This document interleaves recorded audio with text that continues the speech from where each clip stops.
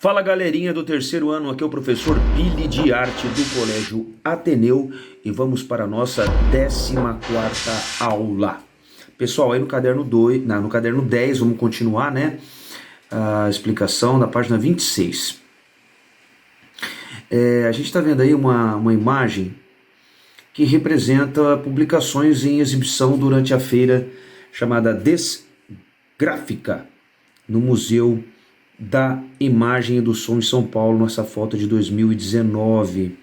Tá? A gente está vendo fanzines aí, né? Vou explicar daqui a pouco. Então, os métodos tradicionais de impressão e a popularização do acesso aos meios tecnológicos para imprimir possuem participações cada vez mais intensas na expressão artística e em suas redes de distribuição.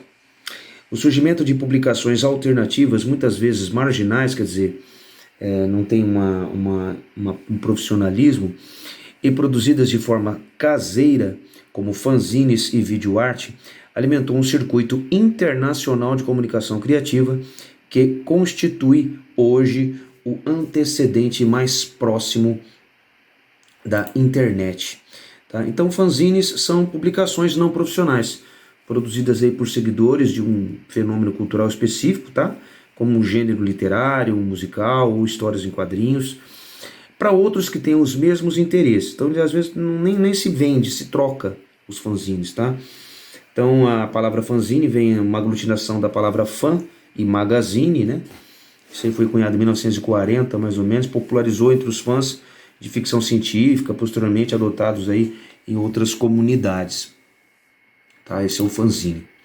Bom, atualmente, as redes independentes têm se organizado para realizar a distribuição e a divulgação das diversas produções de artes gráficas que se encontram à margem da cadeia artística oficial, como as grandes feiras comerciais e da produção editorial convencional, né? Então, os ambientes independentes exercem função de grande importância ao serem responsáveis por dar visibilidade aos artistas gráficos que trabalham com triagens pequenas, né? De fanzines, livros, livros de artista, cartazes e demais peças da categoria, tá bom? Agora vamos de olho. Livros de artista da Biblioteca do MAM, né? Museu de Arte Moderna. Então, os livros de artista floresceram nos últimos 50 anos, embora certos livros já tivessem sido impressos com a colaboração de artistas desde o século XVIII, que vai de 1701 a 1800. A busca por formatos alternativos de obras de arte incentivou o uso do livro para multiplicar exemplares de uma produção que buscava circular por fora de instituições consagradas, como museus e galerias, né? Então, assim, um número crescente de artistas passou a criar obras tecnicamente estruturadas, como um livro, mas que desafiavam novas expectativas sobre tal objeto. Então, nas décadas de 60 e 70, os livros de artista utilizaram a escrita impressa e o desenho gráfico como ferramenta para veicular obras de arte mais próximas da teoria. Então, tratava-se de uma estratégia para gerar reflexão no público, chamando a atenção para temas políticos, como a própria indústria de comunicação de massa, da qual as gráficas que imprimem livros fazem parte. A partir dos anos de 1980, houve um interesse crescente pela materialidade do livro, além das propriedades dos papéis, as tintas e encadernações tornaram-se matéria-prima para experiências diversas, com carimbos, colagens e diversos expedientes técnicos que singularizavam a produção do livro de artista. Logo, cada peça poderia ser única, aproximando-se novamente da obra de arte original. Desde então, os artistas têm transitado entre livros mais conceituais ou mais plásticos, ok? É uma explicação mais ou menos aí do livro de artista. Bom, assim como os livros de artista, os fanzines ou zines, também pode ser chamado de zines, são plataformas de expressão artística e gráfica, né, atuantes há alguns anos.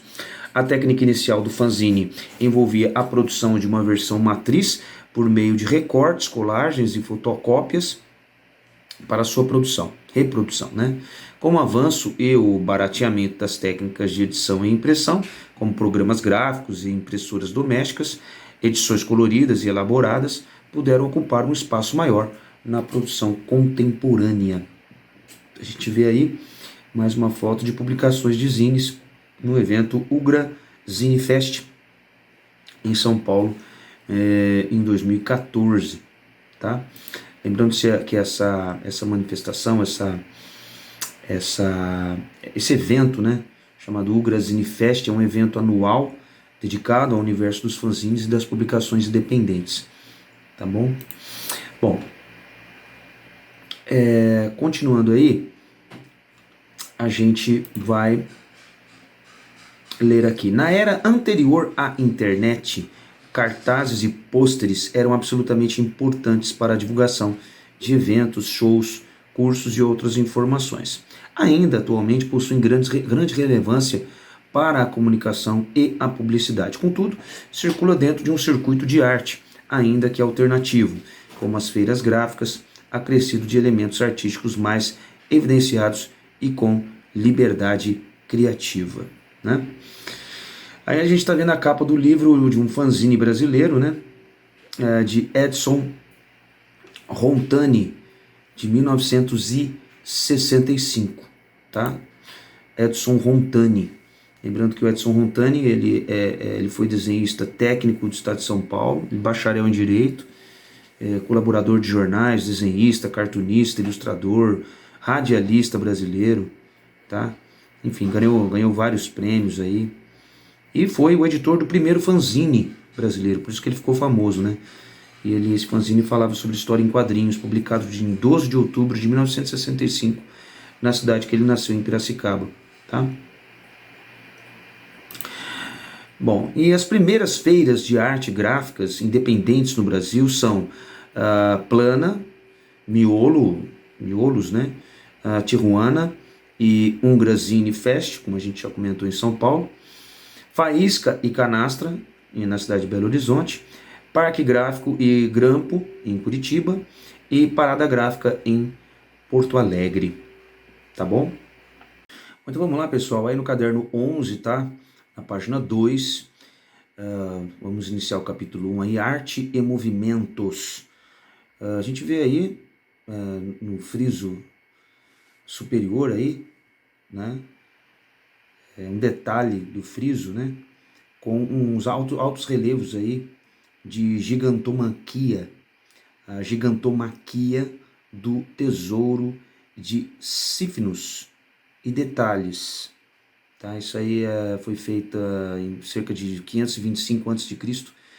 e está no Museu Arqueológico de Delfos. Só lembrando aí, o Museu Arqueológico de Delfos é um dos mais importantes museus da Grécia, tá? E a gigantomaquia é uma primeira contestação, uma primeira rebelião contra Zeus.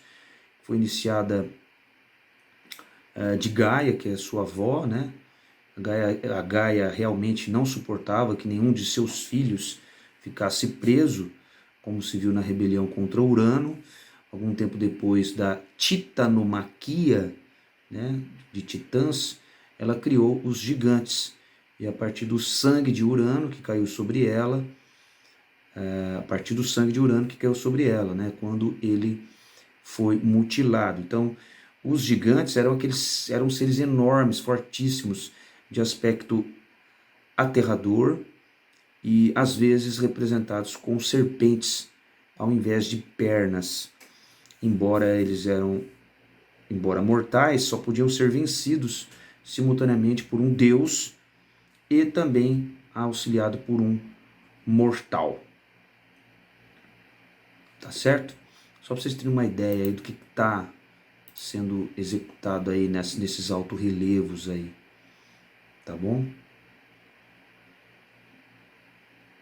Lembrando que Delfos, quando eu falei em Delfos, né? Delfos é uma moderna cidade grega muito conhecida por seu sítio arqueológico que foi declarado Patrimônio Mundial pela Unesco, tá? Só para ter uma ideia aí. Bom, nesse capítulo você conhecerá mais sobre a história da arte como foco no cinema, no teatro e na dança. O estudo dos movimentos artísticos associado ao contexto histórico de reprodução das obras permite verificar que muitas vertentes compartilham características em comum.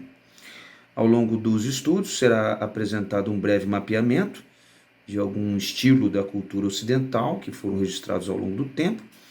Em cada aula você verá que as divisões não têm um caráter classificatório rígido, uma vez que foram categorias criadas posteriormente com objetivos didáticos para facilitar a compreensão e o estudo do conteúdo histórico. Vai ser um pouco maçante, mas é melhor para vocês entenderem todo o processo que a gente vai lendo para vocês, tá bom? Bom, a gente vê os movimentos na arte. Os primeiros historiadores da arte buscavam disseminar a tradição europeia, construindo uma narrativa histórica cuja origem está no período denominado posteriormente arte clássica antiga. Tá? Quando fala de arte clássica antiga, são as artes grega e romana da antiguidade, que por muito tempo se estabeleceu como padrão para os ideais de beleza, o que seria belo, né? Da arte acadêmica quando se aprende na escola, né? Ocidental. Influenciou toda a arte acadêmica ocidental. Então essa centralização geográfica dos estudos foi estimulada pelo contexto de surgimento da história da arte como disciplina, situado no auge do colonialismo promovido por diversas nações europeias.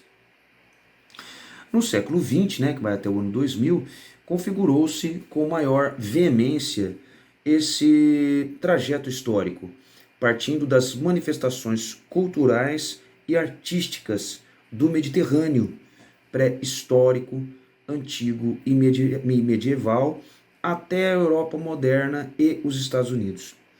Então, as regiões que se situam à margem desse recorte foram consideradas arte não ocidental. Quer dizer, o que não está na Europa moderna e nos Estados Unidos não é ocidental.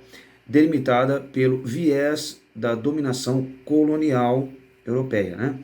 Então, a virada dessa perspectiva tem início somente a partir das décadas finais do século XX.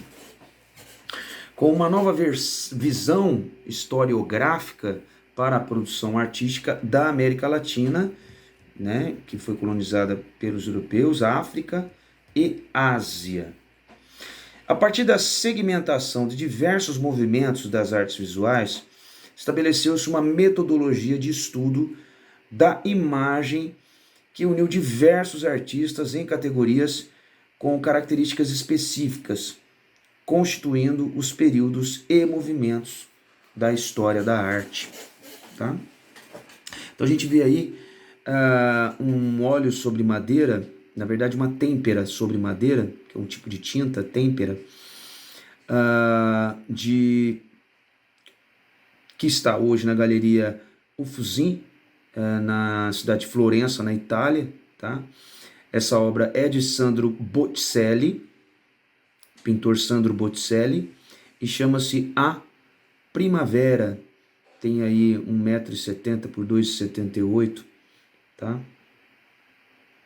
Só lembrando que o Sandro Botticelli, que na verdade ele chama Alessandro Di Mariano Divani Filippi, tá? É o nome completo dele, conhecido mais como o Sandro Botticelli, né?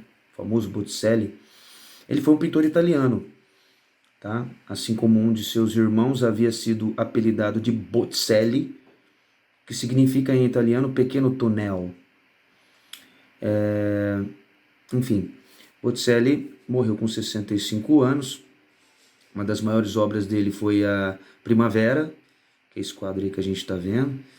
O Nascimento de Vênus, também. A Adoração dos Magos, uma outra obra dele aí. Enfim, grande Botticelli. Só para vocês terem uma ideia. Arte antiga agora. Essa é a vista lateral da esfinge de Gizé, ou Gizé, no Egito, né? É um país da África. Essa é uma foto de 2015, tá? Só lembrando aí que a esfinge é um ser mitológico, tá? Representado em geral com o corpo de leão, mas o rosto humano, tá? E que teve presente em diferentes culturas, tá? Não é só na antiguidade egípcia, não. Em várias antiguidades, como a grega também, tá? E realmente essa é a grande esfinge de Gizé, ou Gizé é a mais conhecida, a mais famosa. Só para vocês terem uma noção. Então, a arte antiga está situada no período que se estabelece a invenção da escrita. Então, quando a gente fala de arte antiga, vai da invenção da escrita e se estende até o advento da arte cristã. Então, que vai aí de 4.000 anos antes de Cristo até o século IV, que é 400 anos depois de Cristo. Então, é um período que a gente fala de arte antiga. Algumas manifestações desse período se condensam em divisões culturais e geográficas, como a arte greco-romana, que é chamada arte clássica, a arte egípcia, a arte mesopotâmica, a arte fenícia, a arte etrusca, entre outras, tá? A arte mesopotâmica, ou a arte da Mesopotâmia, né?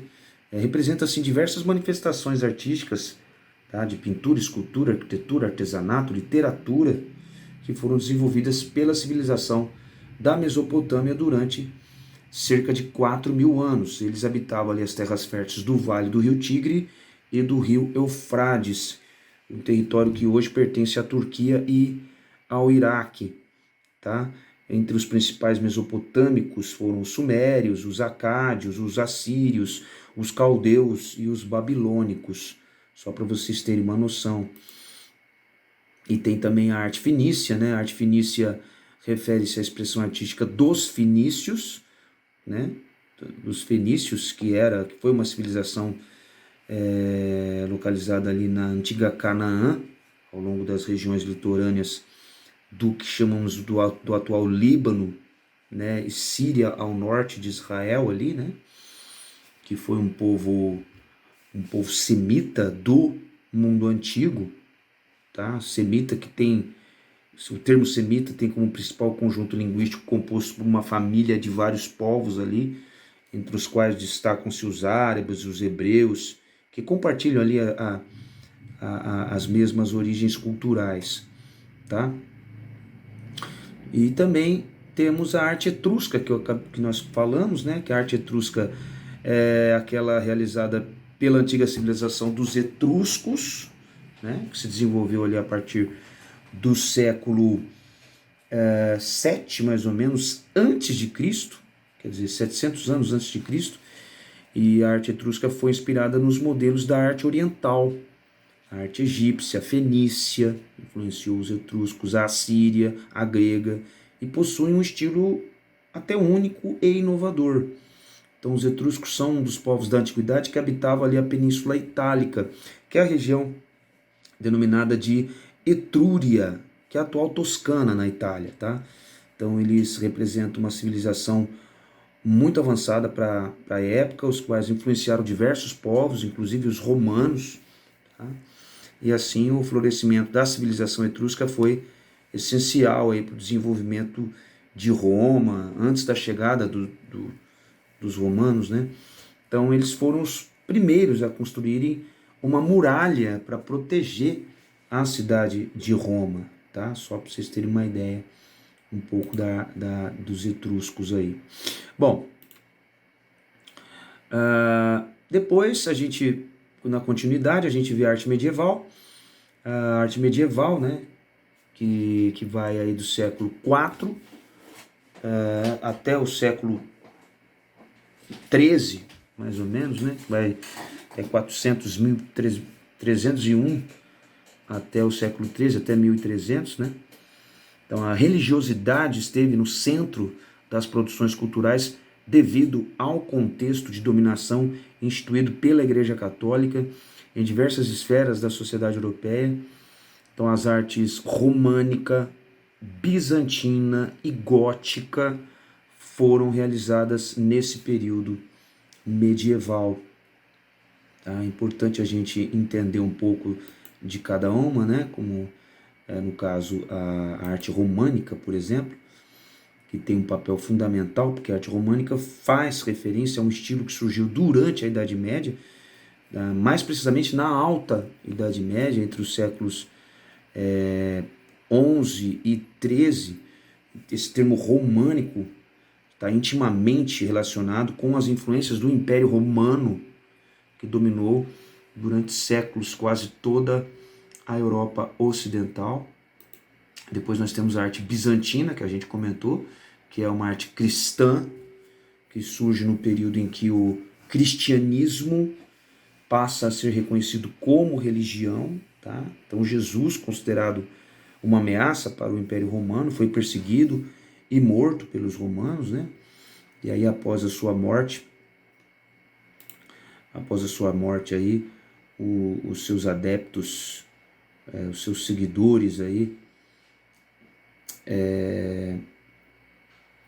se escondiam em catacumbas, né, para rezar, pois continuaram sendo perseguidos, né, até meados aí de 313, o imperador Constantino outorgou o Edito de Milão, né, que proibia a perseguição aos cristãos, e então o cristianismo começa a crescer. Então surgem assim as igrejas cristãs e um novo estilo de arte, que é, no caso, a arte bizantina, que a gente acabou de falar aqui, nesse contexto do estudo da nossa apostila.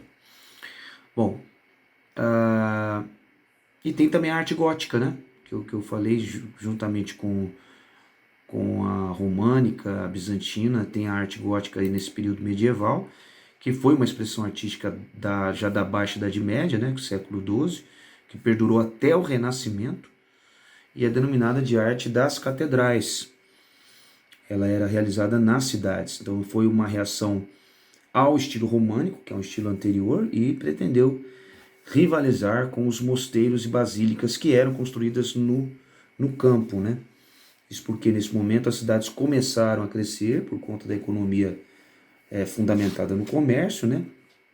Anteriormente, as vivências coletivas estavam concentradas no campo e os mosteiros, que consistiam nos locais de desenvolvimento intelectual e artístico, tá? Só para vocês terem uma ideia aí do estilo gótico. Bom, aí continuando a apostila, a gente vê aí arte da Idade Moderna. Não, antes disso a gente vê a estrutura, uma foto, né, das esculturas góticas que ornamentam a Catedral de Chartres, na França. Isso é uma foto de 2013, tá? Agora a arte na Idade Moderna agora. Então o período da Idade Moderna está estabelecido entre os séculos 14 e 19, tá? Vai de 1301 até 1900 na Europa, com o advento do Renascimento, com a chegada do Renascimento como uma oposição aos valores da Idade Média. Tá? Então, a partir da priorização do ser humano, que era o antropocentrismo, né? O homem como centro do universo, em detrimento, quer dizer, contra o divino, né? Contra o teocentrismo da Idade Média, que era Deus como centro do universo. Então, nessa época seguiram-se o maneirismo, que é um estilo de arte, o barroco, outro estilo, o rococó, outro estilo, o romântico, também outro, e o neoclassicismo, que a gente vai ver. Então, por exemplo, o maneirismo, vou começar pelo maneirismo, né, que está aqui em arte crescente, foi o primeiro, né, que representa um estilo artístico que surgiu na Itália no século XVI, no período entre a Renascença e o Barroco, de 1520 até 1600, Nesse período, a Europa passava por diversas transformações políticas, econômicas e culturais, tal qual o Renascimento e a Contra-Reforma. Então isso fez surgir uma nova estética que fugia dos moldes tradicionais e que se espalhou rapidamente pela Europa, tá? Bom, depois nós falamos sobre acho que eu comentei sobre depois do maneirismo vem o barroco, né? E o barroco é um estilo que dominou a arquitetura, a pintura, a literatura, a música na Europa aí no século XVII, de 1601 a 1700. Por isso, toda a cultura desse período, incluindo costumes, valores e relações sociais, é chamada de barroca, tá? Então, essa época surgiu no final do Renascimento e manifestava-se através de grande ostentação e extravagância entre os grupos beneficiados pela riqueza e pela riqueza da colonização, né, naquela época. E o rococó, que é outro estilo, que é um substantivo masculino de origem francesa, que é rocaille, que significa concha, e faz alusão a um estilo artístico tipicamente decorativo. Então ele prosperou aí na Europa, especialmente no sul da Alemanha e na Áustria, do início ao fim do século XVIII, marcando a passagem do barroco para o arcadismo, né? Então ele é caracterizado pelo uso de conchas mesmo, laços e flores em seus adornos, em seus enfeites. O estilo rococó ele predominou na esfera também da arquitetura, da escultura e principalmente da pintura, né? Então eles deveriam se complementar harmonicamente, muitas vezes pela união de artistas especializados em afazeres distintos. Então o rococó ele pode ser considerado como uma reação da aristocracia, né, da burguesia francesa contra a suntuosidade do barroco tradicional, tá? Então nós estamos indo pela sequência aí. Depois nós falamos, depois do rococó, o romantismo, né? Então aí veio o romantismo, depois do rococó, que é um movimento artístico e cultural caracterizado pelo sentimentalismo, tá? Pelo subjetivismo e fuga da realidade, né? Então esse movimento surgiu aí no século, também no século XVIII, na Europa, durante a Revolução Industrial, e logo se espalhou aí por diversos países, como a França, a Alemanha, a Inglaterra, Portugal, inclusive o Brasil. Então ele durou aí até meados do século XIX, quando iniciou no caso o realismo, né? Então, contrário aos valores clássicos de equilíbrio e harmonia, o romantismo se manifestou em diversos campos, na literatura, na pintura, na escultura, na arquitetura e também na música, tá? Romantismo.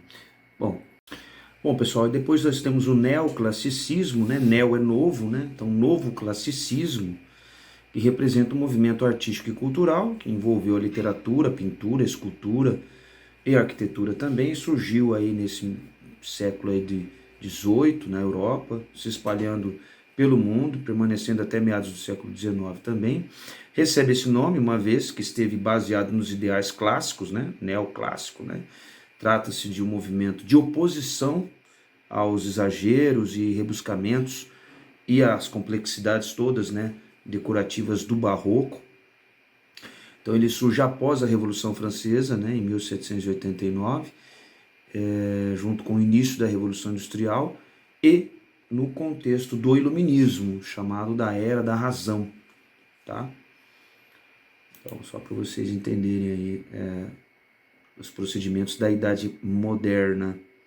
A gente vê um óleo sobre tela de Rembrandt, chamado Aula de Anatomia do Dr. Nicolais Tump. Foi feito em 1632. tem aí 1,60 m por 2,16 m mais ou menos. Está aí em Mauritius, em Haia, na Holanda, né? Só para vocês terem uma noção aí. Lembrando que o Rembrandt, que o nome dele é Rembrandt Armezon van Rijn. Ele é geralmente considerado um dos maiores nomes da história da arte europeia e o mais importante da história holandesa, tá? É considerado por alguns como o maior pintor de todos os tempos, tá? Ele realmente é um holandês. Uma das principais obras que ele fez é a Ronda Noturna, né? Aula de Anatomia, que a gente viu aí, Dr. Tulip, né? Enfim, ele tem um estilo barroco, tá? De pintura. Depois a arte na Idade Contemporânea, tá? Já próximo da gente aqui. Então, esse período estabelecido a partir do século XIX, tá? É de 1801 até 1900. Então, ele surgiu a partir desse século até os dias atuais, tá?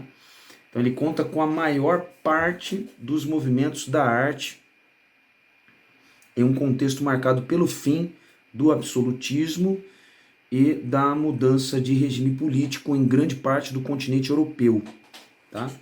Então são movimentos desse período: o realismo, o impressionismo, o simbolismo, a arte nouveau, o fauvismo ou fauvismo e o pontilhismo, tá? Então, no caso, o realismo, ele foi um movimento literário e artístico que teve início em meados do século XIX na França. Como o próprio nome já diz, né? Essa manifestação cultural significou um olhar mais realista, tá? Um olhar mais realista e objetivo sobre a existência e as relações humanas. Então, ele é surgindo aí como oposição, no caso, ao romantismo, né? E sua visão idealizada da vida. Então, a vertente se manifestou principalmente na literatura, sendo seu marco inicial o romance realista Madame Bovary, de Gustave Flaubert, isso em 1857. Entretanto, é possível encontrar também nas artes visuais, sobretudo na pintura, obras de cunho realista, né, que foram os artistas de destaque, o Gustave Courbet, na França, e Almeida Júnior no Brasil, né? Então, o movimento se estendeu para várias partes do mundo, teve espaço em solo brasileiro, principalmente na literatura de Machado de Assis, tá? Esse é o realismo. Depois do realismo, a gente tem o impressionismo, que foi uma tendência artística francesa, em ênfase na pintura que ocorreu no momento da chamada Belle Époque, Bela Época, né? Que vai de 1871 até 1914. Então, essa vertente teve um papel muito importante para a renovação da arte do século XX, sendo uma grande propulsora aí, podemos dizer, das chamadas vanguardas europeias, né? Novas ideias europeias. Então, o termo impressionismo é fruto da crítica à obra de Claude Monet, né? A pintura chamada Impressão Nascer do Sol, feita em 1872. E depois a gente tem o simbolismo, né? O simbolismo já tem na sequência, né, uma característica mais diferenciada, que é um movimento artístico que surgiu também no século XIX, teve como principais características o subjetivismo, o espiritualismo, a religiosidade, o misticismo, tá? Então, na época em que se desenvolveu o simbolismo, o capitalismo e a industrialização estavam se consolidando no cenário mundial, né?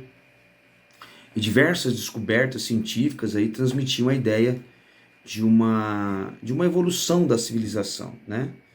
Bom, só que isso acabou gerando muitos problemas sociais, né, com o aumento das desigualdades, que levou os artistas a negarem a ideia de progresso, né? Então essa corrente artística que se manifestou na literatura e na pintura se aproximou dos ideais românticos do subjetivismo, do idealismo, do individualismo. Então assim, a objetividade, vamos dizer assim, foi posta de lado para dar lugar a uma nova abordagem mais subjetiva, mais individual, mais pessimista e, por que não dizer, ilógica, tá? Quer dizer, se por um lado ele apresentou uma ligação com o romantismo, por outro, o simbolismo rejeitou as ideias dos movimentos anteriores do realismo, do parnasianismo e do naturalismo, tá? Quer dizer, do real, né? Então ele se afastou do rigor estético, do equilíbrio formal, do movimento parnasiano, buscando se distanciar do materialismo extremo, da razão. Então, dessa forma, explorou, no caso, temas mais espirituais, representando a realidade de uma forma diferente, mais, vamos dizer, idealizada.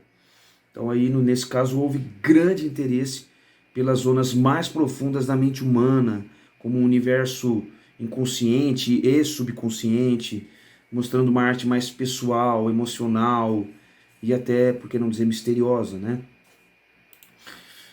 Aí, mais ou menos para vocês entenderem. Depois nós temos a Arte Nouveau, que Arte Nouveau quer dizer arte nova, né? Que é um estilo artístico modernista manifestado nas artes plásticas, nas artes decorativas também, principalmente de cerâmica, de vidraria, também nas artes gráficas, na arquitetura, na escultura, no design, tá? Então é marcado aí pelo uso de materiais como madeira, vidro, ferro, cimento. E esse estilo aí de arte nouveau foi muito utilizado na arquitetura, na ilustração, na decoração de móveis, principalmente, tá? Bom, e a arte nouveau é caracterizada pela presença de linhas ondulantes, né, e dinâmicas, a fim aí de transmitir a ideia de movimento. Então, seu estilo se aproxima da estética naturalista, o qual é composto por formas orgânicas relacionadas com a natureza. Tá? Já o fauvismo, ou fauvismo, tá? Foi um movimento artístico mais heterogêneo. Ele é mais associado à pintura, tá? E teve a sua origem na França aí no início do século XX. Essa tendência ela foi desenvolvida entre os anos aí de 1905, tá? 1907. Então a principal característica do fauvismo foi a utilização da cor pura, quer dizer, sem mistura, de modo aí a delimitar, né? A dar volume, uma ideia de relevo e perspectiva às obras, tá bom? E por fim o pontilhismo. Já o pontilhismo, né, do francês pontillisme, que foi uma técnica de pintura criada na França em meados aí de 1880. Então no pontilhismo a decomposição tonal de tons, né, de cores é obtida a partir de pinceladas diminutas, pequenininhas. Então esse movimento ficou conhecido como punctilismo, né? Ou cromoluminarismo, ou neoimpressionismo, ou até pintura de pontos, ou divisionismo também. Enfim. O pontilhismo ele está centrado no modo como se produz a cor com o pincel, no modelo aí pictórico de natureza matemática, no qual as cores são meio que justapostas e não mescladas. Tá? Então, pessoal, houve também as correntes do início do século XX. no período efervescente do modernismo, né, com movimentos como o abstracionismo, o expressionismo, o realismo, no caso socialista, o cubismo, o futurismo, o dadaísmo, o surrealismo, o suprematismo e o construtivismo. Então, essa é a sequência, né, baseada nos primórdios da idade contemporânea, vamos dizer assim, né? No caso, o abstracionismo, a gente pode dizer que é uma arte que a gente chama de arte abstrata, que é um estilo artístico moderno, tá? Das artes visuais, que prioriza as formas abstratas, em detrimento das figuras que apresentam algo da nossa própria realidade, né?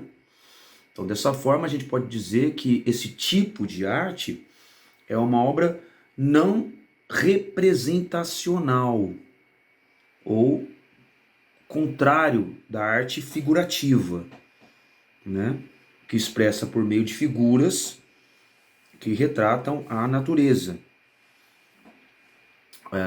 O pintor Vassily Kandinsky, ele é considerado o precursor da arte abstrata em suas obras, por exemplo, a primeira aquarela abstrata, em 1910, e a série Improvisações que ele fez, né, entre 1909 e 1914.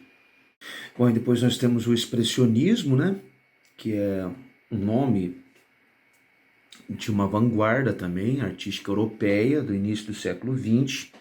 Esse movimento artístico está entre os primeiros representantes das vanguardas históricas e talvez o primeiro a focar em aspectos subjetivos, valorizando aí no caso a expressão emocional do ser humano, né? Por isso que chama expressionismo.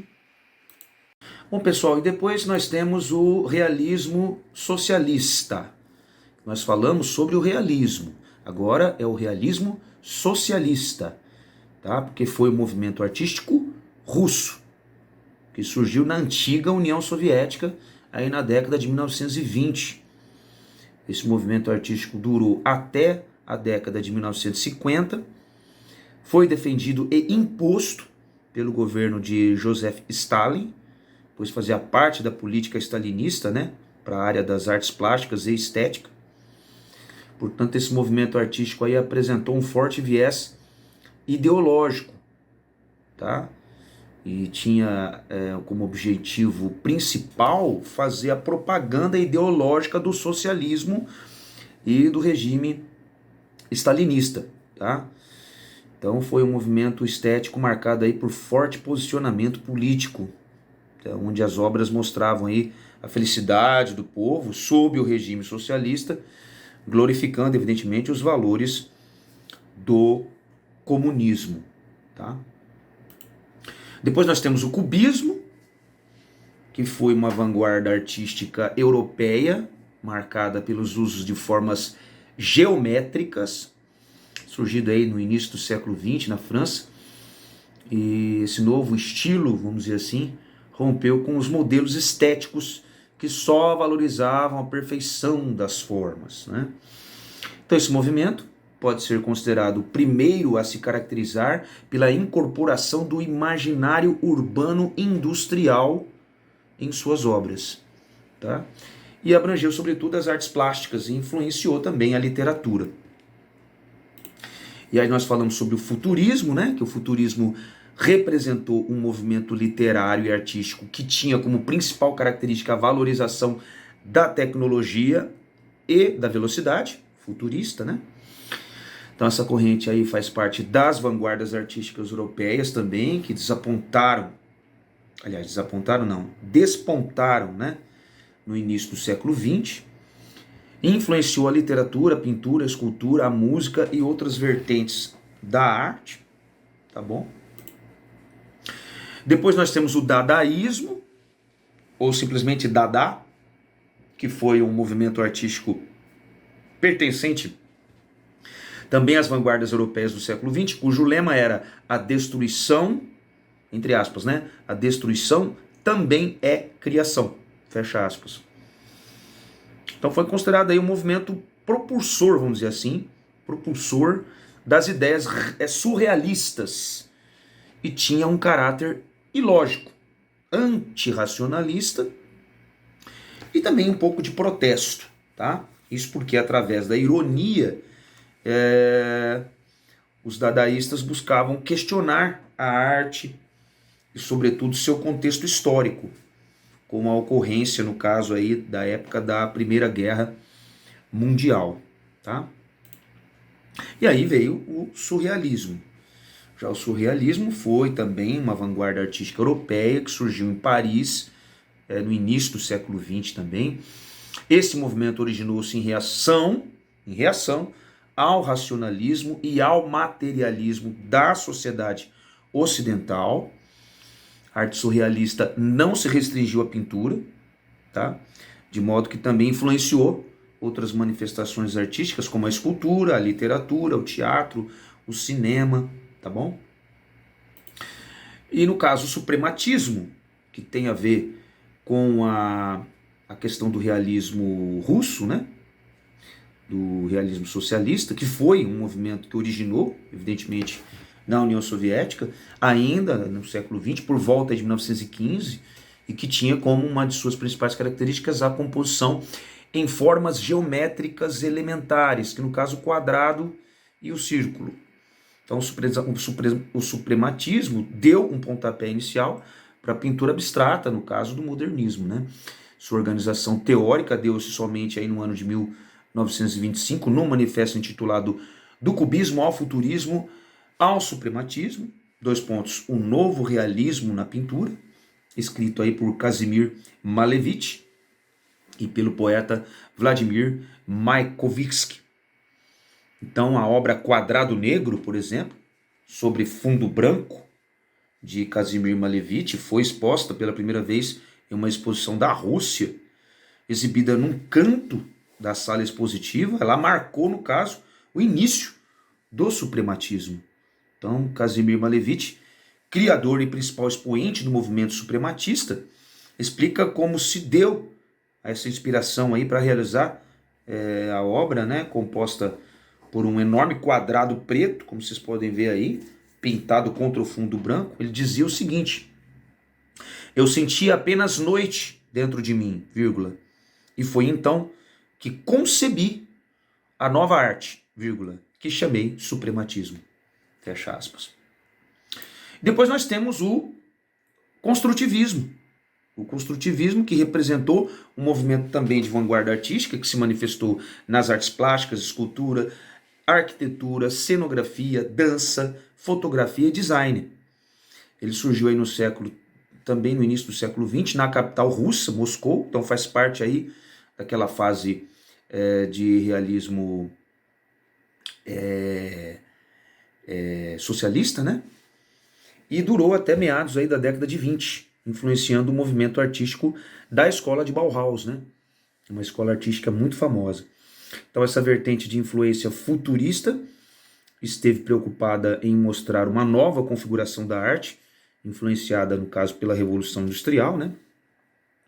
E assim os construtivistas, eles propuseram uma arte que rompia com o passado tradicional, fazendo, lógico, voltar à tona outras formas de representação, associados, no caso, aos avanços tecnológicos, né, e técnicos modernos, né, como, por exemplo, as máquinas, a engenharia, a eletrônica, a evolução fabril, né, enfim, dentre outros, né. Por isso que os artistas construtivistas, sobretudo os precursores e fundadores do movimento, como Vladimir Tatlin, Alexandre Rodchenko, o Earl Lisinski, enfim, Naum Gabo, eles utilizaram a tridimensionalidade, o relevo, o objeto, no caso industrial, a fotografia, a tipografia e a moda, para expressar, no caso, os ideais do movimento. Embora, enfim, ele tenha influenciado grande parte da arte moderna ocidental, no caso até no Brasil, o movimento concretista e neoconcretista, né, o novo concretismo, foram os que mais se aproximaram, vamos dizer assim, do construtivismo russo aqui no Brasil, tá? Aí, por fim, estabeleceu-se a arte contemporânea, que é até os nossos dias de hoje, né? No caso, estabeleceu-se com a pop art, a op art, a arte cinética, o minimalismo, a arte conceitual, o fotorrealismo, a land art, que quer dizer arte da terra, a arte povera, a body art, a arte urbana, movimentos enriquecidos com as novas formas expressivas como a performance, também faz parte, o happening, a instalação, a video art, que é a arte em vídeo, né? E a diversos outros avanços tecnológicos. Então nós vamos ver um por um, tá? Para uma sinopse rápida de um por um para vocês entenderem, né? Por exemplo, a pop art, que é um movimento artístico que se caracteriza pela reprodução de temas relacionados ao consumo, à publicidade e estilo de vida americano, norte-americano, tá? Que eles chamavam de American Way of Life. Então, o termo em inglês, pop art, significa arte popular, né? E surgiu aí durante a década de 50 na Inglaterra, apesar dessa conexão muito forte com os Estados Unidos, mas surgiu na Inglaterra. A expressão pop art foi criada pelo crítico Lawrence Alloway durante encontros de um grupo de artistas, o grupo Independente. Aí depois se espalhou, né, durante os anos de 60, principalmente, atingindo seu auge em Nova York. Tá? A pop art não deve ser considerada um fenômeno de cultura popular, apesar de estar muito interligada a ela, né? Mas uma interpretação de seus artistas da cultura dita popular, tá? E de massas, tá? E aí sim, essa é uma interpretação dos artistas, né? Então esse fenômeno baseou-se em grande medida, vamos dizer assim, na estética da cultura de massa, tá? A mesma, no caso, criticada pela famosa escola de Frankfurt. Então o movimento influenciou muito o grafismo, os desenhos, no caso, também relacionados à moda, tá? A pop art, tá bom? Bom, depois nós tivemos a op art, que é diferente, né? Que é optical art, né? Que é arte ótica, que é totalmente diferente, que foi um movimento artístico que atingiu seu auge na década de 60 nos Estados Unidos. Em Nova York ocorreu a primeira exposição no Museu de Arte Moderna, tá? O famoso MoMA, né? Intitulada The Responsive Eye, quer dizer, o olho que responde, isso em 1965. Bom, a op art é baseada em recursos visuais, sobretudo na ilusão de ótica. Então esse movimento que expressa a mutabilidade do mundo, né, e suas ilimitadas possibilidades. É fundamentado, no caso, no mote, né, menos expressão e mais visualização. Repetindo, entre aspas, menos expressão e mais visualização, fecha aspas, né? Então, a op art foi considerada aí uma variação, no caso do expressionismo abstrato, sendo o seu precursor, né, o artista húngaro Victor Vasarely, isso na década de 30, tá?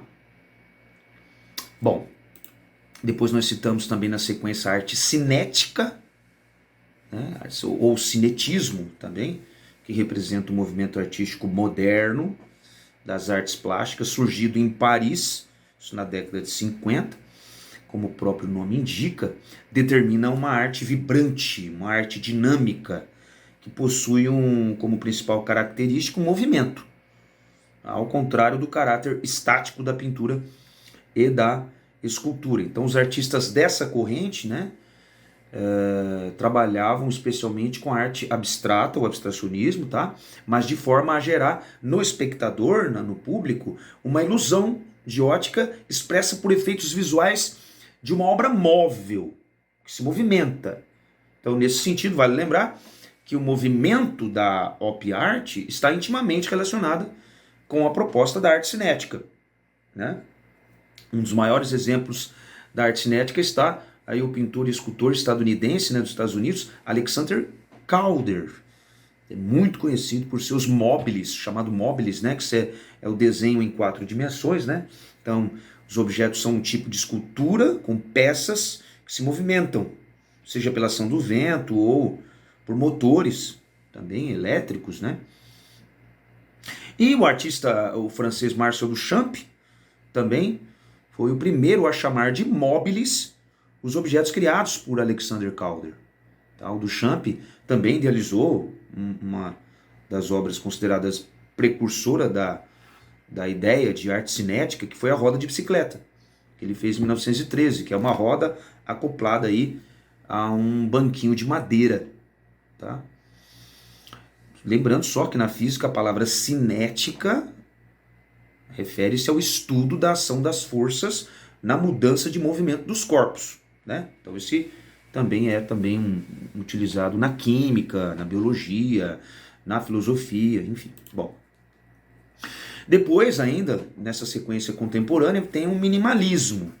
Minimalismo, a expressão minimalismo, né, do inglês minimal art, faz referência aos movimentos estéticos científicos e culturais que surgiram em Nova York também, entre o fim dos anos 50 e início aí da década de 60, que primavam pelo mínimo de recursos e elementos utilitários. Quer dizer, reduzindo todos os seus aspectos ao nível essencial. Tá? Então já em 66, o filósofo e crítico de arte Richard Arthur Woolley já apontava o minimalismo daquela década como uma das correntes que mais influenciariam o campo das artes visuais, arquitetura, design, música, programação visual, desenho industrial durante o século XX. Tá? E depois nós temos aí a arte conceitual, né, contemporânea, que é uma vanguarda artística moderna, contemporânea, que surgiu aí entre 60 e 70 na Europa e nos Estados Unidos, tá? Como o próprio nome indica, trata-se de uma expressão artística mais pautada nos conceitos, né, nas reflexões, arte conceitual, né, nas ideias, em detrimento da própria estética, da aparência, vamos dizer assim, da arte. Então nela a atitude mental é o mais relevante. Bom, em outras palavras, a arte conceitual é uma arte-ideia, tá? Em detrimento da arte visual, que até então existia. Então, a arte-ideia, né? Sendo o principal material da arte o quê? A linguagem. Tá? Então, é o procedimento. Então, diante disso, os artistas conceituais preocupavam-se em criar reflexões visuais, né, para os seus espectadores. Essa é a grande realidade. Depois nós temos também o fotorrealismo, que foi falado, né? Também uma tendência contemporânea, ou realismo fotográfico, que é uma escola artística contemporânea surgida no final da década de 60, também nos Estados Unidos, que trabalha por meio do conceito de verossimilhança, muito real, associado à arte fotográfica. Tá? Então, por exemplo, o termo fotorrealismo foi cunhado em 69 pelo estudioso de arte Louis Maisel, tá? E segundo a definição de Maisel sobre o movimento fotorrealista, né, ele dizia o seguinte, abre aspas, o fotorrealismo usa a câmera e a fotografia para coletar a informação, usa recursos mecânicos ou semimecânicos para transferir a informação para a tela. Fecha aspas. Então, quer dizer, além disso, ele apontava para algumas características dos artistas fotorrealistas, né? Ele diz o seguinte, o fotorrealista abre aspas, né? O fotorrealista deve ter uma habilidade suficiente para fazer com que a pintura se pareça com a fotografia. Então, o fotorrealista deve ter exigido, vamos dizer assim, uma exibição de uma obra nesse estilo, isso antes de 1972, para poder ser classificado como um dos fundadores da escola. Então, o fotorrealista deve ter trabalho há pelo menos 5 anos nesta técnica. Então, além de Menzel, né, outros artistas também estão associados à fundação da escola fotorrealista, né, entre eles o John Bider, o Ralph Goggins, o Chuck Close, enfim. A arte fotorrealista, que inclui pinturas, desenhos, esculturas e artes gráficas também, propõe a fidelidade às reproduções da realidade, de forma que muitas delas, quando vistas, né, podem ser confundidas com a arte fotográfica, gerando até confusão, né? A gente acha mesmo que é uma fotografia. Então, atualmente, o termo é utilizado no campo da computação gráfica, hoje em dia, né? Sobretudo nos videogames, que vocês gostam tanto, né? Aí foi falado da land art, né? A land art, em inglês, earth art ou artwork, que foi um movimento artístico pautado na fusão da natureza com a arte. Então, a land art surgiu na década de 60 também nos Estados Unidos e na Europa. Tá? Esse termo land art, se traduzindo, corresponde, como já havia falado, à arte da terra. Então, tem como principal característica a utilização de recursos provenientes da própria natureza do local ali, para o desenvolvimento do produto artístico, da arte em si. Então, em outras palavras, a land art sugere a partir da fusão e integração da natureza e da arte, onde a natureza, além de suporte, né, material para fazer a arte, faz parte também ali da criação artística, né? Então, os artistas dedicados a essa estética, eles buscavam na natureza a reflexão sobre o fazer artístico. Então, eles utilizavam, dentre outros materiais, folhas, madeira, galhos, areia, rocha, sal, e daí a sua aproximação com a arte pólvora, que a gente vai ver daqui a pouco, né? Então, o intuito era chamar a atenção para a grandiosidade da natureza como local central de experimentação artística, bem como para a ocorrência de efemeridade na arte, quer dizer, a arte dura pouco, né? Ela logo se esvai. Então, importante destacar que, ao contrário da arte exposta nos museus, a land art propõe ultrapassar as limitações do espaço tradicional, né, ao sair desse espaço tradicional, né? Então, ela é realizada, nesse caso, em espaços exteriores. E devido à sua grande dimensão, que são obras muito grandes, né, só é possível conhecê-las dentro de um museu, no caso, somente por meio de fotografias e imagens de vídeo, né? Sendo, no caso, a natureza o local de desenvolvimento dessa tendência da arte contemporânea, né? Então, essa arte pode surgir nos mais variados espaços naturais, tais como praias, mares, nos lagos, lagoas, desertos, montanhas, os Grand Canyons, né, dos Estados Unidos, os campos, as planícies, planaltos, enfim, entre outros lugares da natureza land art, tá? E a arte povera, que eu acabei de falar, que em inglês é pour art, que foi um movimento artístico de vanguarda, surgido na Itália, no caso, na década de 60, e o que significa literalmente arte pobre. Arte pobre, mas é uma crítica, né? Então, o termo arte povera foi cunhado pelo crítico e historiador de arte italiano Germano Celanti, isso em 67, no catálogo da exposição Arte Povera in Spazio, ocorrida na cidade de Veneza, na Itália, né? Então, o movimento povera se destacou na pintura, escultura, instalação e performance, que a gente vai ver mais para frente. A sua ideia era, de fato, propor uma nova reflexão estética sobre o produto artístico e empobrecer a arte, entre aspas, né? e trazer à tona a sua efemeridade, quer dizer, que dura pouco, através da utilização de materiais simples e naturais, tá?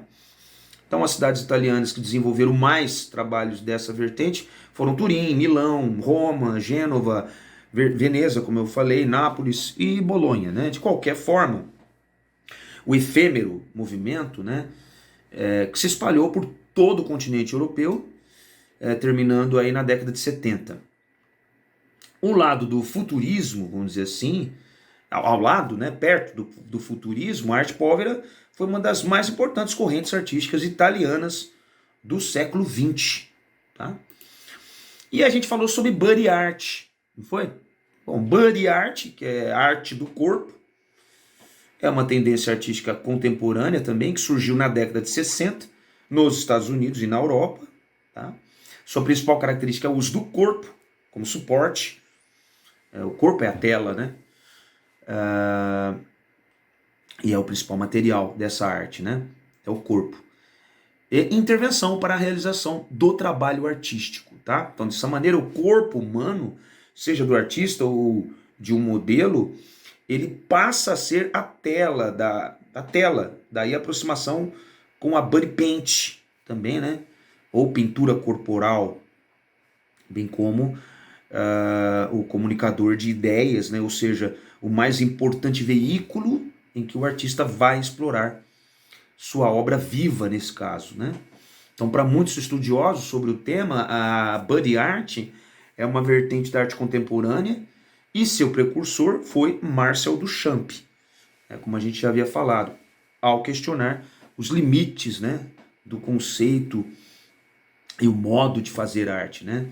Dando início aí à reflexão, no caso sobre a arte conceitual que a gente viu, tá? Bem como a relação do sujeito com o mundo, enfim. Então, dessa forma, os artistas contemporâneos ultrapassam os limites da tela e do conceito da arte, né, ao propor uma nova forma de expressão artística em detrimento das tradicionais pinturas e esculturas. Bom, a arte urbana, nesse caso, ou street art em inglês, né, é um tipo de arte encontrada nos espaços urbanos, tá? Manifesta-se por meio de intervenções ali, as performances que a gente vai ver daqui a pouco, o grafite, né? Teatro, né? Teatro de rua, entre outras. Então, essas ações artísticas ocorrem em ambientes públicos e interagem diretamente com os indivíduos ali, né? Os transeuntes. Geralmente, usam como suporte os grandes centros urbanos, onde há intensa circulação de pessoas e aproveitando, no caso, a diversidade cultural, né? Então, aí dessa forma, os cidadãos ali acabam se deparando com a arte sem precisar ir até, no caso, a um teatro, a um centro cultural, né? Então, na prática, a arte urbana ela representa o encontro da vida com a arte, pois essa união se dá naturalmente, enquanto o ser humano vive ali, se desloca pela cidade, tá? Agora, a performance, finalmente, né? A performance é uma modalidade artística híbrida, quer dizer, pode mesclar várias linguagens artísticas, como teatro, a música, artes visuais, tá?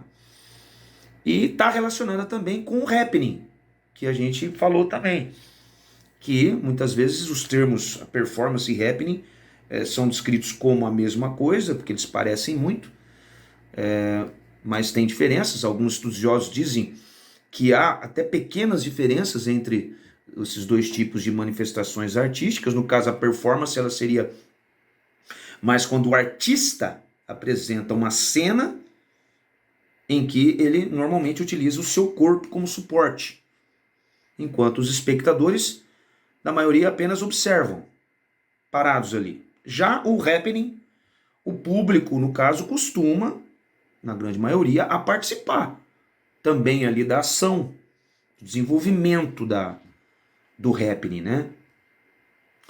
Etimologicamente, a palavra performance deriva do francês antigo performance e significa dar forma, fazer, né?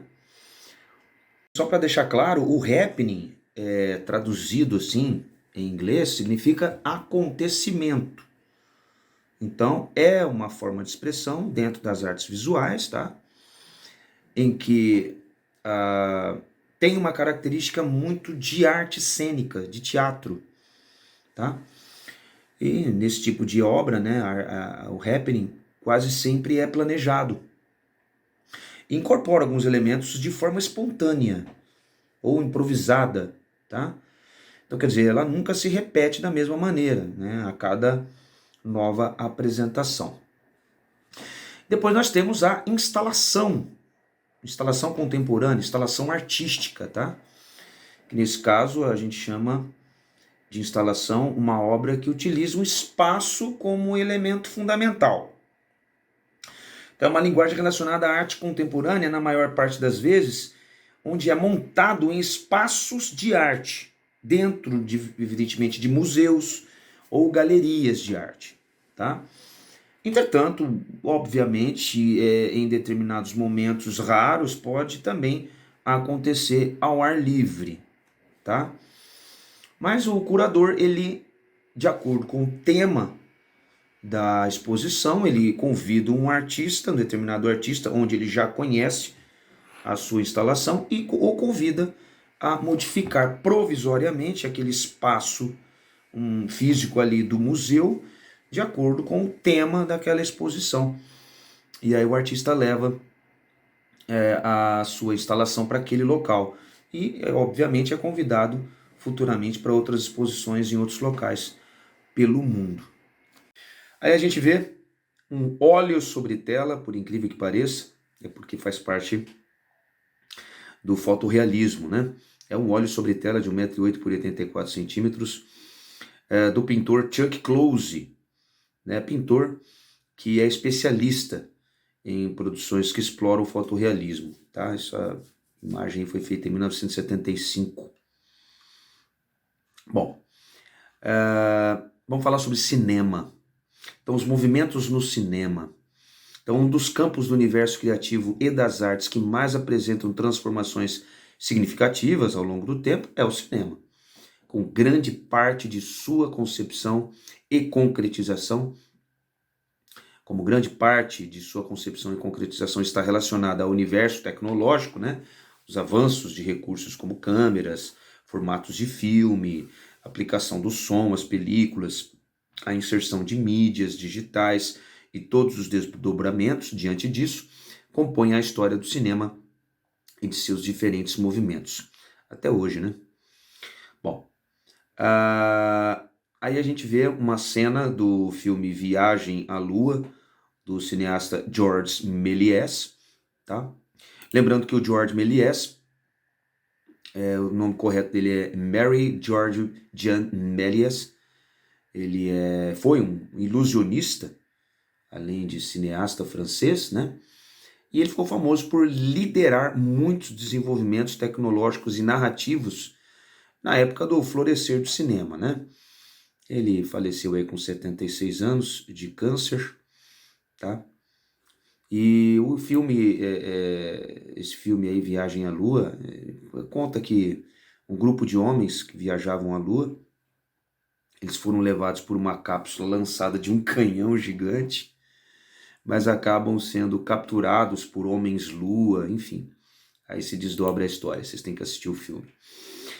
Em 1902, o cinema apresentou um filme emblemático, Viagem à Lua, dirigido por Georges Méliès. Nascido em 1861, morto em 1938, a linguagem do cinema se apropriou a partir de 1908, com o aperfeiçoamento da montagem e da técnica cinematográfica desenvolvida pelos cineastas soviéticos, liderados por Dziga Vertov, nascido em 1896, falecido em 1954, e Sergei Eisenstein, nascido em 1898, falecido em 1948. Na década de 1910, nasceram dois outros movimentos de vanguarda, o impressionismo, na França, né, que a gente já comentou, e o expressionismo na Alemanha, que a gente já comentou também. Lembrando que montagem é um recurso cinematográfico, né, que surgiu a partir da manipulação da película cinematográfica, permitindo aí a inserção de múltiplos pontos de vista por meio de emendas e edições nas filmagens realizadas, tá? O impressionismo enfatizava, no caso no cinema, a representação emocional em oposição a uma realidade objetiva, tá? O expressionismo também compartilha uma visão subjetiva, contudo, utilizando-se da experimentação em elementos como a iluminação, as angulações, as inclinações extremadas da câmera. Então, o contexto entre guerras no continente europeu explica a dramaticidade expressiva do movimento. Lembrando que a palavra decoupagem vem do francês découpage, do verbo découper, que significa recortar. Então, na linguagem audiovisual, diz respeito ao processo de dividir as cenas de um roteiro em planos, por parte do planejamento da filmagem. Então, basicamente, o diretor precisa traduzir, entre aspas, o que está escrito no roteiro em imagens, descrevendo em planos como as cenas serão gravadas. Por exemplo, se no roteiro há um diálogo entre dois personagens, o diretor irá decoupar a cena considerando qual a melhor forma de filmar isso. Se irá usar plano e contraplano, enquadramento aberto ou fechado, câmera parada ou em movimento, além do tipo de angulação. Então, ele precisa ver o filme em sua mente, ver o filme entre aspas, né? Idealizar como que vai ficar para definir a melhor estratégia a ser usada no set de filmagem. Bom, após o advento do cinema falado, em 1927, porque até então era mudo, o realismo poético se desenvolveu na França, onde o roteiro dos filmes passou a adquirir importância. Logo após a Segunda Guerra Mundial, a Itália segue pelo mesmo caminho com o neorrealismo italiano, a partir da exposição da realidade em um momento de fragilidade sociopolítica.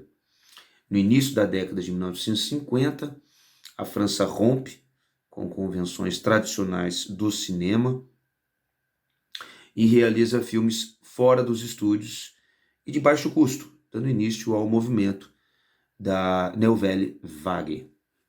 Tá? Lembrando que o neorrealismo, de uma forma geral, ele tem algumas características, né? Que é o anticapitalismo, marxismo, a psicanálise, o realismo social, a arte de vanguarda, a temática social econômica, histórica e regional, a luta de classes da burguesia contra o proletariado, o estilo como elemento estético, a objetividade e simplicidade, a linguagem popular, coloquial e regional, repúdios às formas tradicionais e vulgarização de personagens. Já isso, o neorrealismo, aconteceu no mundo inteiro. Agora, especificamente na Itália, ele foi inspirado, o neorrealismo italiano, pelo realismo poético francês. E o neorrealismo italiano apresentou um movimento cultural e artístico que despontou na década de 40 na Itália, mas precisamente após a Segunda Guerra Mundial de 1945. Então, quer dizer, o país na época passava por uma grande crise e após a Grande Guerra, aí pela desconstrução social, política e econômica, né, que estava passando o país, e aí o neorrealismo italiano buscou uma simplicidade, uma estética e técnicas cinematográficas para a época bastante inovadoras. Então ele explorou, no caso, temas cotidianos da realidade social e econômica por meio de diversas criações cinematográficas, inclusive do gênero documental, que é os documentários, né? Tá? Bom, aí, no caso, a Nouvelle Vague, que eu estava comentando, que foi Nouvelle Vague, nova onda, tá? Quer dizer, nova onda, que foi um movimento artístico do cinema francês que se insere num movimento contestatório próprio dos anos 60, tá? Foi Nouvelle Vague. Bom, aí, no caso, no Brasil, o destaque está no cinema novo, que foi influenciado pela Nouvelle Vague e pelo neorrealismo italiano, e que buscava harmonia entre a expressividade do cinema de autor e a representação da realidade nacional. Quer dizer, entre aspas, né, dizia, é uma câmera na mão, uma ideia na cabeça. Então, a insertiva, no caso icônica, do diretor Glauber Rocha, que era o lema no movimento do cinema novo, né? Lembrando aí que o Glauber Rocha, grande Glauber Rocha, né? Ele foi um cineasta e também ator, foi também escritor, tá? Ele realmente sofreu muita perseguição política na época da repressão da ditadura militar e morreu aí por um choque bacteriano provocado por uma broncopneumonia, né? Com apenas 42 anos. Bom, enfim. E aí a gente vê uma imagem do cartaz do filme dele, chamada Terra em Transe, foi feito em 1967, tá? E a Terra em Transe teve como enredo, conta a história fictícia, né, da República de Eldorado, que é uma república fictícia, que é um local onde morava Paulo Martins, que era um jornalista, poeta ligado ao político conservador, né? E teve aí uma ascensão a tecnocrata Porfírio Dias, né? E a sua amante e meretriz Sílvia, com quem forma aí, no caso, um triângulo amoroso. Voltando um pouquinho antes, a gente vê uma imagem ainda cena de um filme chamado Os Incompreendidos, de François Truffaut, em 1959. Lembrando que François Truffaut foi um cineasta francês que é um dos fundadores do movimento Nouvelle Vague, tá? Um dos maiores ícones da história do cinema do século XX, com quase 25 anos de carreira.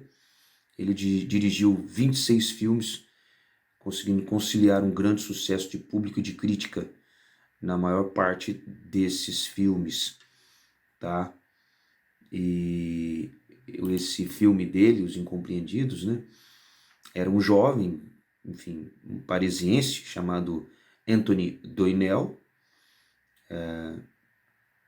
onde a vida dele não passa de uma complicação atrás da outra. Ele é cercado por adultos sem consideração nenhuma com ele, incluindo até os seus pais, que não prestam atenção nele, enfim, não dá atenção. E aí o Anthony, ele passa seus dias com seu melhor amigo, o René, fazendo planos aí até arriscados para melhorar a vida deles. Quando um de seus esquemas de melhoria de vida dá errado e Anthony acaba tendo problemas com a lei e vai ter que enfrentar aí as autoridades que não simpatizam com ele. Por se tratar de uma prática de alto custo, que por vezes necessita de políticas de apoio, por muito tempo houve uma hegemonia cinematográfica dos países do norte do globo, tá? Por causa do dinheiro, né? Um exemplo está na área de ouro de Hollywood, nos Estados Unidos, estabelecida entre as décadas de 1920 e 1960, que contribuiu para a propagação do American Way of Life, ou estilo de vida americano, né? Bom, o período pós-guerra ocasionou que as rivalidades anteriores à guerra continuassem conectadas, mas nesse período os Estados Unidos se tornaram potência mundial viabilizando ao país a exportação de industrializados e produtos agrícolas para a Europa, que gerou lucros ao país. Os Estados Unidos conseguiram exportar também sua cultura, se infiltrando em outras nações por meio do cinema, da literatura e da música. Acima de tudo, souberam desfrutar o espaço de poder desobstruído pela crise europeia do pós-guerra. Assim, os americanos disseminaram seu estilo de vida, o American Way of Life, conquistando inclusive o Brasil com a política da boa vizinhança, aceita pelo então presidente Getúlio Vargas, que estabeleceu relações com os Estados Unidos com o intuito de exportar produtos domésticos para o país, né? Porém, essa obtenção de bens de consumo estava acessível somente a uma pequena parcela da sociedade. Assim, a única alternativa para atingir esse American Way of Life era através do crédito e endividamento da população. Aí você pode ver uma foto de uma propaganda de máquina de lavar automática, em 1950. Um forte estímulo ao consumo foi uma das principais características do período conhecido como American Way of Life. Bom, agora eu vou falar um pouquinho de teatro. Então, as correntes teatrais. A gente vê aí a foto do Teatro Odeão de Herodes, no Ático, em Atenas, na Grécia, que é um país europeu. Essa foto é de 2018. Só lembrando que Herodes, né, para quem não sabe, conhecido também como o rei do território de Judéia, como um representante, assim, um rei cliente, né? Que é um estado cliente é aquele estado em que econômica, política e militarmente é subordinado a um outro estado mais poderoso, né? Nos assuntos internacionais, que no caso era o Império Romano, tá?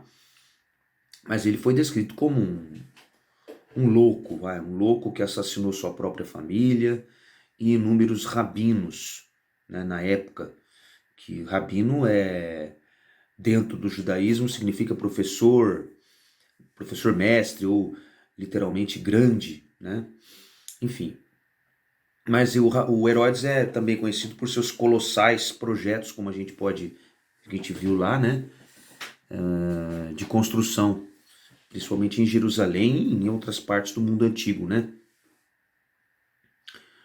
Enfim. Bom, e Ática, a gente pode ver Ática, vocês devem ter perguntado o que é Ática, é uma região administrativa e histórica que engloba, no caso, a cidade de Atenas, que é a capital da Grécia, tá? Só para vocês entenderem. Bom, a história do teatro tem início na antiguidade. Os gêneros mais tradicionais, que no caso a comédia e a tragédia, são de origem grega e foram utilizados, sobretudo, de maneira religiosa e cultural. Não é um teatro popular, mas sim um teatro a serviço da sociedade. Então, o teatro no período medieval aconteceu de forma reduzida, uma vez que as atividades cênicas estavam sob o domínio da Igreja Católica no continente europeu. Com isso, muitas das temáticas satíricas, engraçadas, né, acabaram censuradas e suspensas. Devido à influência religiosa e também porque poucas pessoas podiam ler as escrituras relacionadas a essa temática, o teatro tornou-se uma forma de comunicar mensagens religiosas para o público em geral, né? Então, ainda que de maneira menos expressiva, né, em comparação com as peças de temas morais e religiosos, outras formas de teatro, como a farsa e o interlúdio, também encontraram popularidade. Então, a farsa ela teve sua origem por volta aí do século XII, né, vai até 1200, enfatizando alguns dos componentes mais ridículos da sociedade, né? Já os interlúdios eram peças cômicas, apresentadas como pausas curtas ali entre as diferentes partes de uma celebração.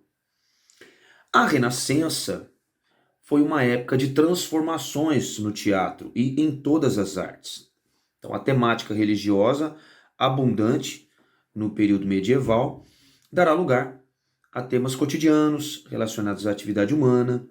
Então, essa nova maneira de ver o mundo é estabelecida com o humanismo, tá? E a gente sabe que o teatro elisabetano corresponde ao teatro produzido durante o reinado de Elizabeth I da Inglaterra, né? Isso que governou entre 1558 e 1603, tendo como seu grande expoente o William Shakespeare. Então, a influência renascentista vinda do continente trouxe as referências da cultura grega, do humanismo e do cientificismo e a autonomia da Inglaterra perante o continente e a igreja foram definitivas para o nascimento desse movimento teatral tão importante para a cultura ocidental. No entanto, a influência e o fascínio vindos da Itália não criaram uma cena caracterizada pela reprodução desse modelo, muito pelo contrário. A capacidade de síntese dessas influências, junto à percepção de que o público inglês se interessaria mais pelos assuntos próprios de sua história, fizeram do teatro elisabetano um estilo original de fazer dramaturgia, como a gente pode ver nessa foto aí de The Globe, que é um teatro localizado em Londres, na Inglaterra. É uma foto de 2019, o teatro original de 1599 pegou fogo em 1613. E aí ele foi reconstruído na mesma época, mas posteriormente encerrou as atividades. O atual The Globe foi construído em 1997 e é uma réplica do antigo, feito para homenagear William Shakespeare. Bom, no século XIX, né, que está até 1900, o romantismo, em contraposição ao racionalismo, que a gente já viu, né, do período neoclássico, privilegia a subjetividade, né? Então, a inspiração na espontaneidade do funcionamento da natureza, a idealização e os temas folclóricos são algumas das características do movimento romântico. Já o realismo surgiu no teatro europeu, como a gente já viu também, na segunda metade do século XIX. Pretendia criar uma ilusão da realidade por meio de estratégia teatral, utilizando cenários detalhados, com um conteúdo textual mais próximo do cotidiano e centrado em temas contemporâneos, simulando a realidade com mais eficiência. Esse estilo partilhava muitas semelhanças com o naturalismo, presente também em um período próximo ao realismo, né? Em oposição à representação da realidade, o simbolismo e o expressionismo proporcionaram a inserção da subjetividade nas temáticas teatrais. O expressionismo se destacou na Europa, mais precisamente na Alemanha, nas primeiras décadas aí do século XX e posteriormente nos Estados Unidos e na Rússia. O aspecto representativo distorcido propicia uma aparência surreal para os cenários e a iluminação que colocavam com a intensidade das cenas, né? Após experienciar os horrores da Segunda Guerra Mundial e as transformações culturais das vanguardas modernas nas primeiras décadas do século XX, é possível vislumbrar uma origem para o desenvolvimento do teatro do absurdo na Europa, claramente influenciado por esses fatores. Então, nesse mesmo período, né, as peças absurdas tinham o objetivo de surpreender o espectador. O teatro do absurdo rebelou-se abertamente contra o teatro convencional, constituindo aí uma espécie de anti-teatro e uma negação do racionalismo. No Brasil, o desenvolvimento do teatro se iniciou com os jesuítas, né, isso ainda no Império Colonial, e funcionava como veículo para a catequização dos índios, né? Após esse período, houve alguns vislumbres de produções teatrais, como a dramaturgia romântica, na qual autores como Gonçalves de Magalhães, Martins Pena, Castro Alves, José de Alencar e Gonçalves Dias retrataram costumes da época e enalteceram aspectos nacionalistas. A realista, com Joaquim José da França Júnior, a Arthur de Azevedo e os costumes da burguesia urbana, e a simbolista, com a subjetividade de autores como João do Rio. Na década de 1950, o teatro de arena nasceu com a missão de popularizar a dramaturgia, tornando-se acessível em forma e em conteúdo, para aproximá-la da discussão da realidade nacional, e teve Augusto Boal como principal representante. Também na mesma década, o Teatro Oficina estabeleceu-se como referência na produção teatral brasileira, sob a tutela de José Celso Martinez Correia, tendo a emblemática peça O Rei da Vela, 1967, de Oswald de Andrade, como um ícone para o tropicalismo que se seguiria. Então, a produção teatral entre as décadas de 60 e 80 foi marcada pela perseguição da censura instaurada durante a ditadura militar.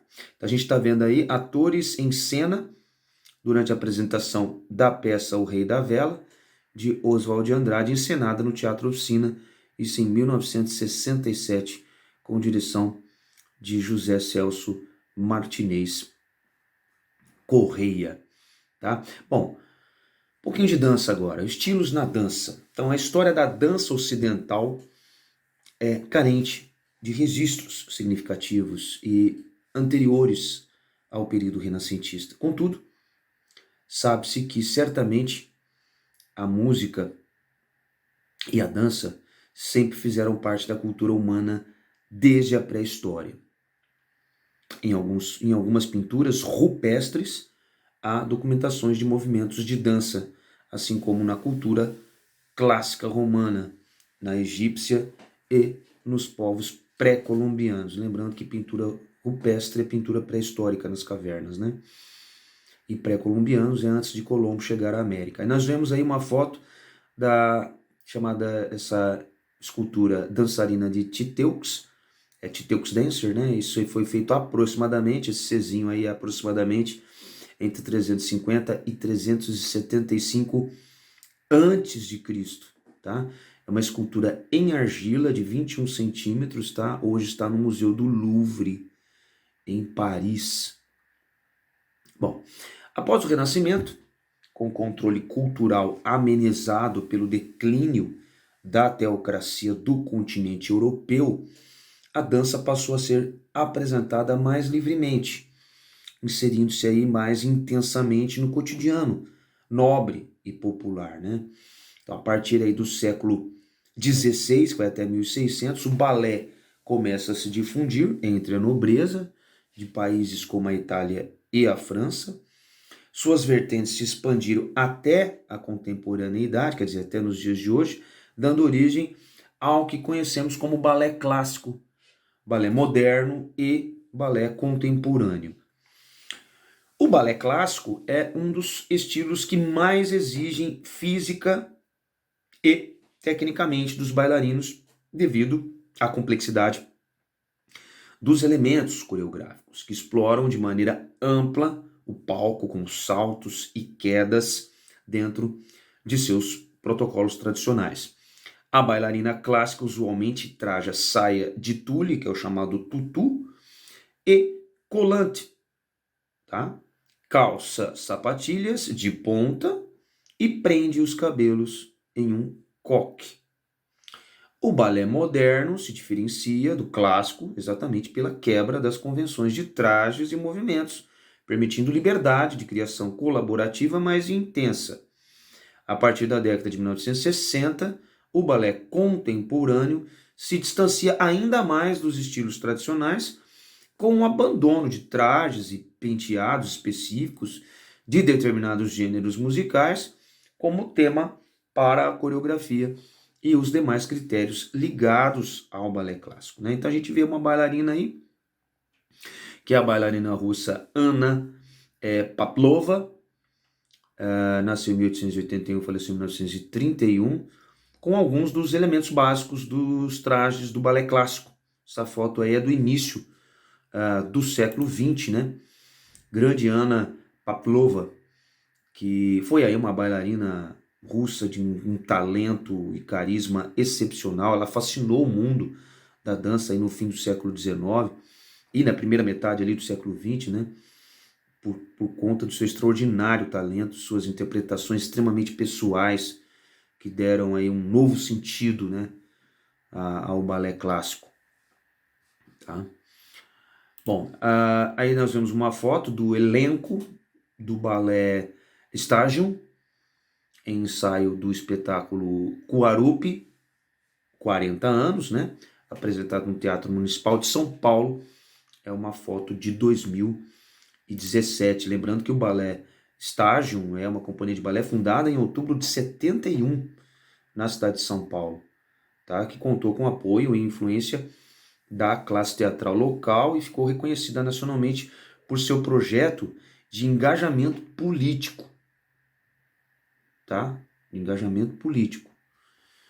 E esse espetáculo, o Quarupi, foi apresentado primeira vez em 77 por essa mesma companhia, tá? Que aborda a luta da sociedade indígena no país. Tá? E aí os bailarinos encenam aí os conflitos entre colonizadores e colonizados. Tá? Bom, existem ainda muitos outros estilos, e a maioria dos países possui um ou mais ritmos dançantes, né? Como símbolos que produzem naturalmente estilos de dança que os representam, né? O Brasil possui uma infinidade de estilos de dança que sofreram influências europeias, africanas e latinas. Por exemplo, o samba, como um ritmo musical e também dança, é um estilo brasileiro mundialmente famoso, que surgiu na Bahia no século XIX, tá? Que vai de 1801 até 1900. Um estilo popular de dança originado das periferias dos Estados Unidos na década de 70, que se disseminou globalmente, foi o breakdance, né? Que foi um dos pilares, né, do movimento hip hop, que envolve também a música, como o rap, né? O MC, o mestre de cerimônias, o DJ, né? Que é o disc jockey, né? E expressões visuais como o grafite, a pintura, mural, grafite, né? Hoje em dia, além do break, existem diversos outros estilos de dança de rua, como o looking, o pooping e os passinhos. Bom, a gente vê aí uma foto que, embora brasileiro, o samba tem raízes profundas em diferentes estilos de música e dança, especialmente aqueles oriundos do continente africano, né? A gente pode ver essa foto aí do Batuque, de Johann Moritz Rugendas, que é uma litografia, uma obra retirada dos registros do artista em viagens pelo Brasil, que ele fez em 1822 a 1825. Lembrando que o Batuque foi o primeiro estilo que deu origem ao samba, tá? Isso lá, como a gente viu, nas raízes baianas, que deu origem ao samba, né? E, evidentemente, Moritz Rugendas, a gente já falou, né? Foi um grande retratista em forma de pintura do cotidiano brasileiro. A litografia, que é aquela pintura que usa a pedra, né, como suporte, onde há uma reação química, né, da tinta para proporcionar a impressão no papel. O hip hop a gente já falou, que é aquela cultura que envolve não somente os DJs, os mestres de cerimônias, o rap, mas também, como foi falado, o grafite e o esporte, o skate, né, o basquete 3, enfim. Muito interessante. Bom, pessoal, por hoje é só. Obrigado pela atenção e até a nossa próxima aula. Valeu!